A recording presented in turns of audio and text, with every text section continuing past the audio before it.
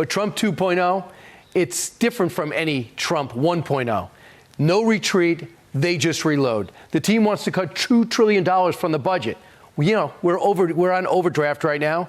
Eliminate thousands from the federal payroll. So Democrats, I have an idea. Realize that most of these policies are pro-American. They're really not Republican. Play ball. Why not? Soon you will realize you have no choice because you can't fight an opponent you can't see or catch. If you ain't first, you're last. Right. And Donald Trump has never been last. Joining us now is West Virginia, former West Virginia Senator. It doesn't sound right, say former, Joe Manchin. Senator, great to see you. I know no tie, relaxing, but your thoughts about what you've seen so far the first week in and what the Democrats should be doing. Well, first of all Americans, Democrats and Republicans, should be rooting for our president to succeed. Whether you voted for Donald Trump or not, whether you are a Democrat or Republican, makes no difference. You want the leader of the free world to succeed. And if you're a senator or a congressperson, you're in a position to help. You're not going to agree on everything, but be respectful when you don't agree and move forward. And don't get all bent up on this. Donald Trump told you exactly what he would do. He is who he is, and that's what's happening. So far, take a look at 10 days by president. George W. Bush had 2 executive orders. President Obama had 5. Trump, the first time, had 6. Biden put down 25. Trump's got 45 and counting. It's hard to keep up with this, especially if you want to be angry at everything. You mentioned to me that when it comes to the border, when it comes to cracking down on illegal immigrant criminals, get on board, right? Well, 2 things he's done, which I think tremendous support by the American public. All people of all walks of life support the basically immigration, stopping this immigration scourge that we've had. It was wrong. It was the most deadliest thing and most challenging thing we've had. And the other thing is basically no one's talking about 100,000 deaths a year. A year. We've had more deaths from drug abuse and drug overdoses and drug use than anything else, Brian, than any other wars, and all the wars put together. And now he's saying, okay, Mexico, China, you send the precursor to Mexico, they make the fentanyl and send it to America. We're going to put a lot of hurting on you all. And tariffs, if that's what the tariffs are for, to stop that, then use it to protect Americans. Use it to save American lives.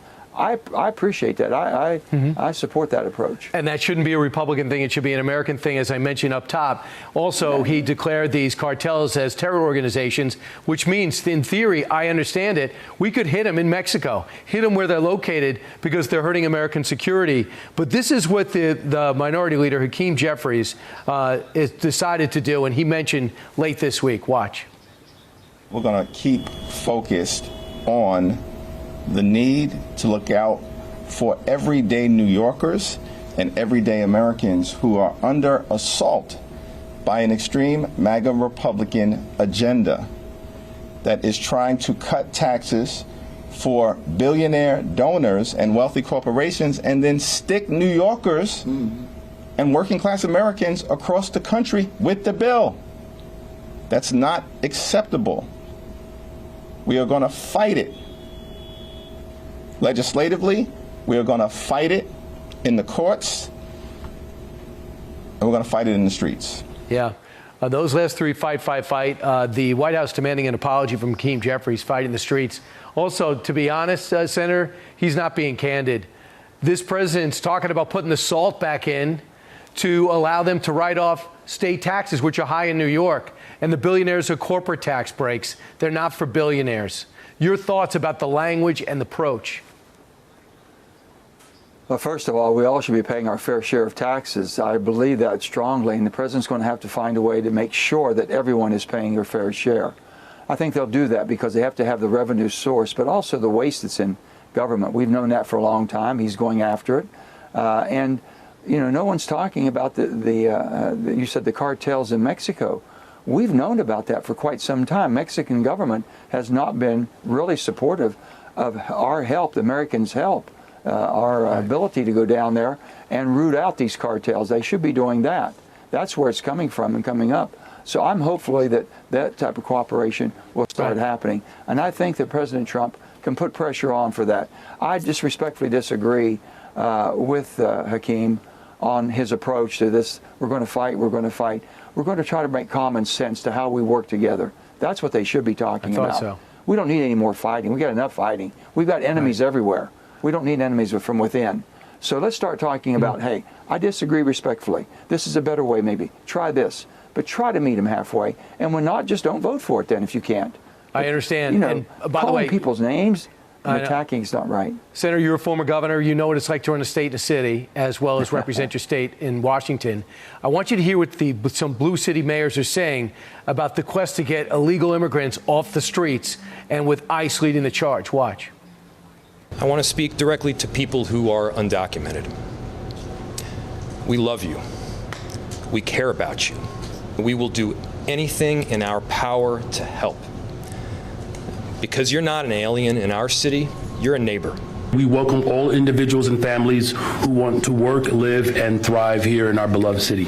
Within our domain, we're very clear. We don't ask about immigration status. It's just not the attitude, I think, where the American people are. But what do you think as a former Democrat? Well, first of all, I've told them from day one, having asylum at the border has never been done before. This administration, Biden administration, made a horrible mistake, and I've said that.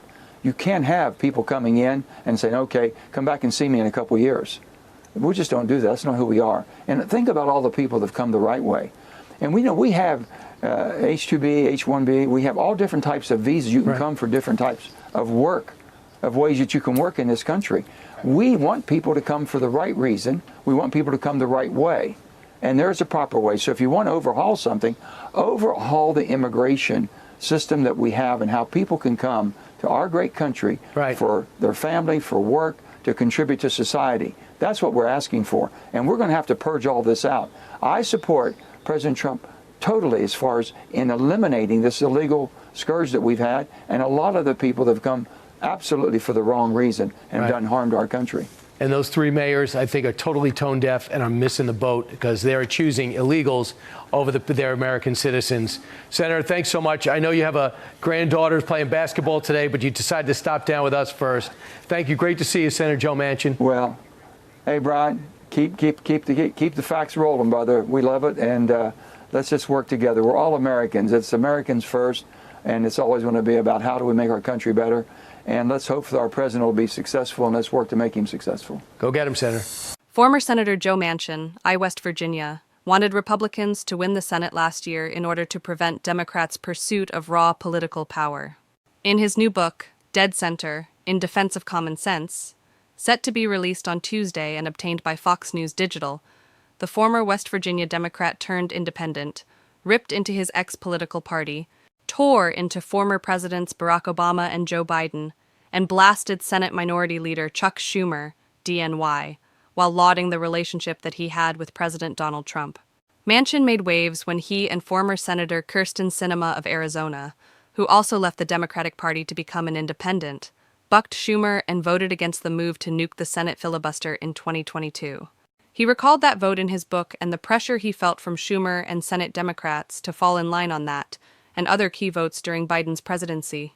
Manchin accused Schumer of wanting a vote he could broadcast to the radical left to prove his loyalty, and said the then Senate Majority Leader didn't actually believe that getting rid of the filibuster was the right thing to do, but rather to fulfill his only priority of maintaining control of the Senate. Because of what I knew and what I had seen firsthand, I wanted Republicans to win the Senate majority in 2024, Manchin wrote. I believed it was the only hope for preserving the Senate as an institution.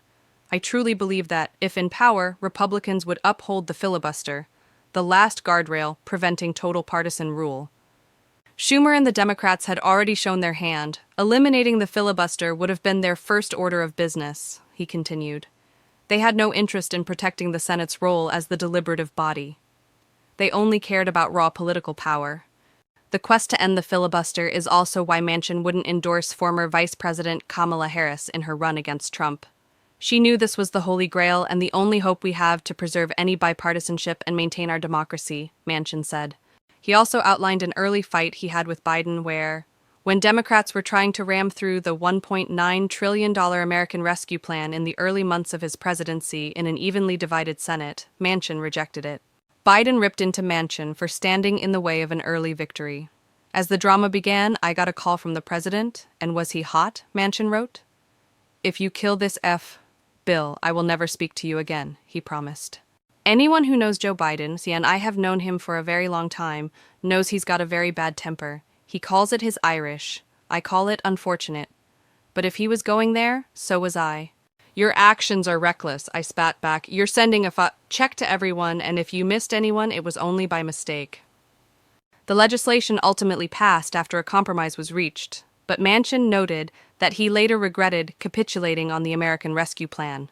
He also described having a far better relationship with Trump, who he considered a fellow outsider, than Obama, and noted that Obama reached out to him twice during his entire presidency. Once after he won re-election to the Senate in 2012 and again in 2015 to persuade him from voting against his nuclear deal with Iran. From the start, President Trump had an open line of communication with me. I spoke to him more in the first 2 years of his presidency than I did to President Obama during all 8 years of his time in office, Manchin said.